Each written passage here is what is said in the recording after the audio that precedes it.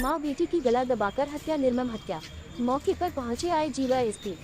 गाजीपुर से बड़ी खबर आ रही है, जहां मोहम्मदाबाद थाना क्षेत्र के कथूत गांव में मां बेटी की गला दबाकर हत्या कर दी गई।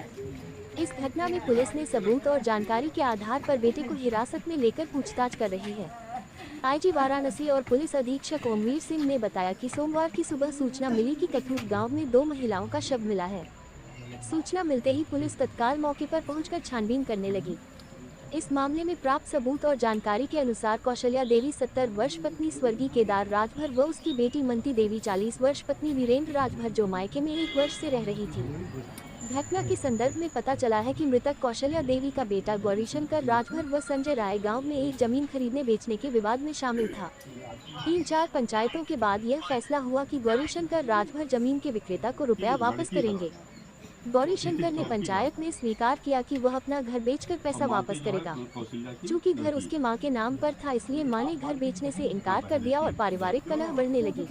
पुलिस अधीक्षक ने बताया कि प्राप्त साक्ष्यों के आधार पर गौरीशंकर को हिरासत में ले लिया गया है और पूछताछ की जा रही है।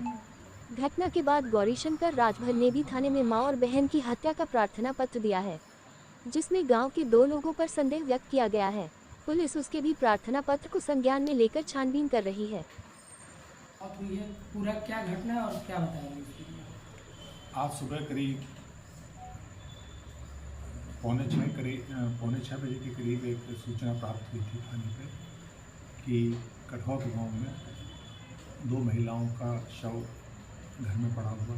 इस सूचना पर तत्काल थाना प्रभारी गए। जो जानकारी वहाँ प्राप्त हुई है वो ये था कि उस घर में 2 महिलाएं थी, कौशल्या देवी और उनकी बेटी मालती।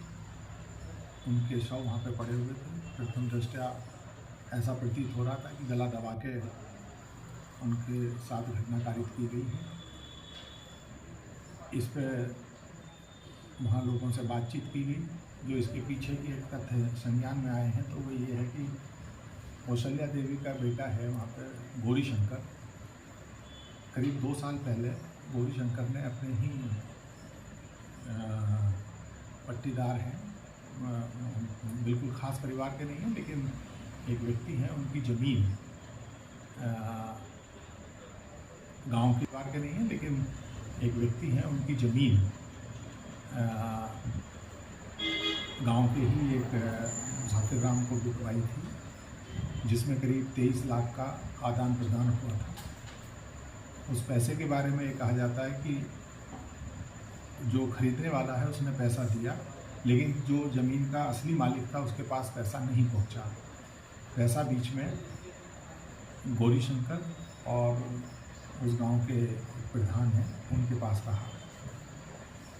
पिछले 2 साल से इसमें पंचायत चल रही थी। उस पंचायत में गौरीशंकर ने स्वीकार किया कि आधा पैसा उसे देना है, लेकिन गांव में भी सामान्य रूप से लोगों से बात की गई है तो सबका ये कहना है कि सभी पंचायतों में उसने स्वीकार किया, लेकिन उसके पास अब पैसा, अभी ये विवेचना का विषय कि उसने पैसा कहाँ खर्च किया, लेकिन पैसे वो इस समय दबाव में था और मकान बेच के ही पैसा देने की स्थिति में था, क्योंकि मकान उसकी माताजी के नाम था।